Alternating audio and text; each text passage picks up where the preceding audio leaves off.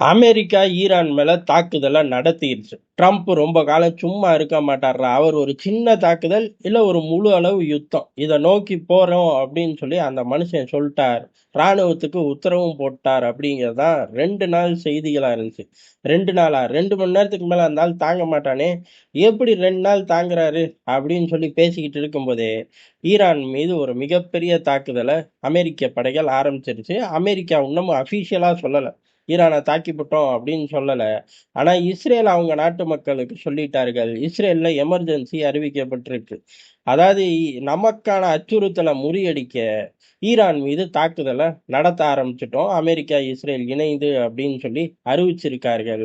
அதனால எல்லாரும் அண்டர் கிரவுண்ட்ல போய் பதுங்கிக்கங்க. எமர்ஜென்சி அறிவிச்சிருக்கோம். ஆட்டோமேட்டிக்கா யுத்த காலத்துல இருக்கக்கூடிய ஒரு நாடா ஃபீல் பண்ணி செய்ய வேண்டிய வேலைகள செஞ்சுக்கங்க அப்படின்னு சொல்லி இஸ்ரேல் அறிவிச்சிருக்கு. அமெரிக்கா இன்னும் தாக்குதல் நடத்திக்கிட்டு இருக்கோம், நடந்துகிட்டு இருக்கு அப்படிலாம் ஒண்ணும் அறிவிக்கல.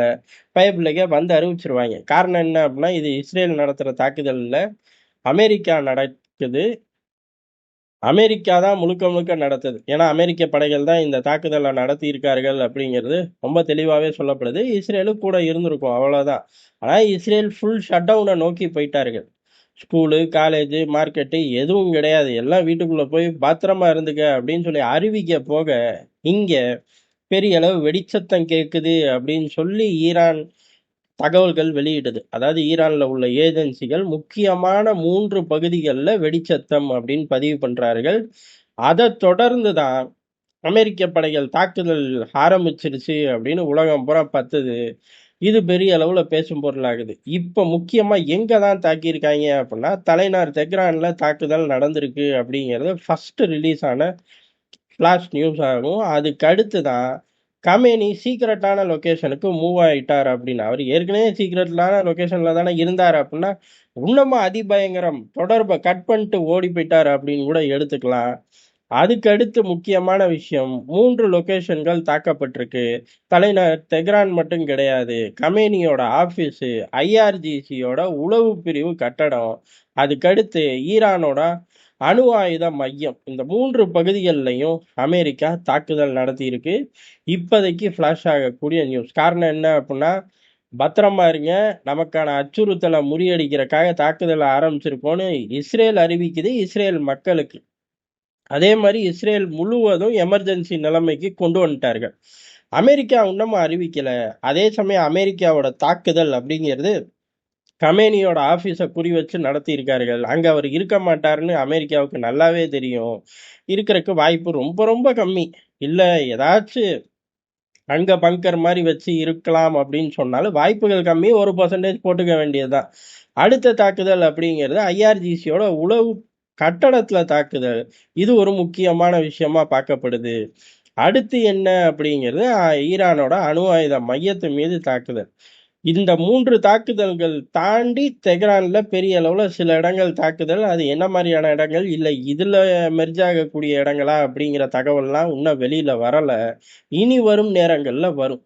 இதுக்கு நடுவுல ஈரானிய சேர்ந்த ஆட்கள், அதாவது ஈரான்ல இருந்து வெளியில இருந்து ஆப்பரேட் பண்ணக்கூடிய ஆட்கள் அப்படின்னு 1 டஜன் ஆட்கள் இருப்பார்கள். யாரு? அலி கமேனிக்கு ஆகாத குரூப், மன்னர் ஷாக்கு ஒத்து போற குரூப். இல்ல மன்னர் ஷாக்கும் ஆகாது, அலி கமேனிக்கும் ஆகாது. நாங்க புதுப்பாதையை தேர்ந்தெடுத்துக்கிறோம்யா அப்படின்னு ஒரு குரூப் இருக்கு. இந்த மாதிரி ஆட்கள் நடத்தக்கூடிய ஏஜென்சிகள் வெளியிடுற தகவல் அப்படிங்கிறது ஐஆர்ஜிசி உளவு பிரிவு கட்டடத்துல நடத்த தாக்குதல்ல ஆயிரக்கணக்கான வீரர்கள், அதாவது ஐஆர்ஜிசியை சேர்ந்த ஆயிரக்கணக்கான வீரர்கள் இறந்திருக்கலாம், இல்ல அடிபட்டிருக்கலாம் அப்படின்னு சொல்லி நூற்றுன்னு சொல்லல.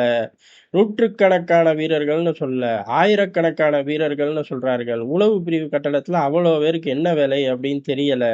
ஒருவேளை உளவு பிரிவு கட்டடம்ங்கிற பேர்ல வேற எதுவும் இருந்திருக்கலாம். அந்த பகுதியை தாக்கி இருக்கலாம். அப்படி தாக்கினா மட்டும்தான் 1000 வீரர்களுக்கு மேல அந்த பகுதியில டிக்கெட் கிழிச்சு தந்திருக்க முடியும். இது எல்லாமே இப்போதைக்கு எல்லா ஏஜென்சிகள்லயும் வரக்கூடிய தகவல்.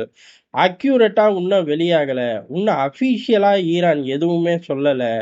ஈரான் அவங்க நாட்டு மக்களுக்கு சொன்னதாகவும் இல்ல. ஆனா என்ன அப்படின்னா, அங்க தகவல் தொடர்பு துண்டிக்கப்பட்டிருக்கு பெரிய அளவுல.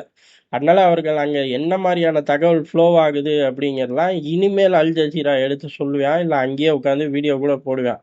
அந்த பயலுக்கு அங்க நெட்வொர்க் ஜாஸ்தி. இத தொடர்ந்து அடுத்து அமெரிக்காவோட ஸ்டேட்மெண்ட்ட பொறுத்து தான் இருக்கு. இந்த 3 இடங்கள தாக்கிட்டோம். மிச்ச இடங்கள தாக்குறதுக்குள்ள வலிக்கு வா அப்படின்னு சொல்றதுக்கு வாய்ப்பு இருக்கு. அப்படி இல்ல அப்படின்னா, முழு அளவு யுத்தமா எடுத்துட்டு போய் இவனுங்கள சரண்டர் ஆக்கிருவோம் அப்படின்னு நினைக்கிறதுக்கும் வாய்ப்பு இருக்கு. இதே சமயம் அமெரிக்கா ஃபர்ஸ்ட் நிலைப்பாடோட நிக்கும்போது, ஈரான் அடப்பாவிகளா இப்படி தொட்டுட்டாங்களே அப்படின்னு நினைச்சு, ஆக்ரோஷமா அடிதடி குடுக்கலாம் அப்படின்னு முடிவெடுத்து தாக்க ஆரம்பிச்சு, கடல்ல நிக்கக்கூடிய பலத்த தொட்டாலோ, உரசுனாலோ, பாதியா குறைச்சாலோ, இந்த யுத்தம் அப்படிங்கிறது நிக்க போறது கிடையாது. ஒரு கடுமையான சூழ்நிலைய உலகம் சந்திக்க வேண்டியது வரும். எல்லாமே ஒரு நிலையற்ற தன்மைக்குள்ள போறதுக்கு அதிக வாய்ப்பு இருக்கு. படபடன்னு போறதுக்கு வாய்ப்பு இருக்கு. இது எல்லாமே வரும் சில மணி நேரங்கள்ல இன்னமும் அக்யூரேட்டா கன்ஃபார்ம் ஆகும். ஆனா, அமெரிக்கா, ஈரான் யுத்தம் ஆரம்பமாயிருச்சுங்கிறது எதார்த்தமான உண்மை.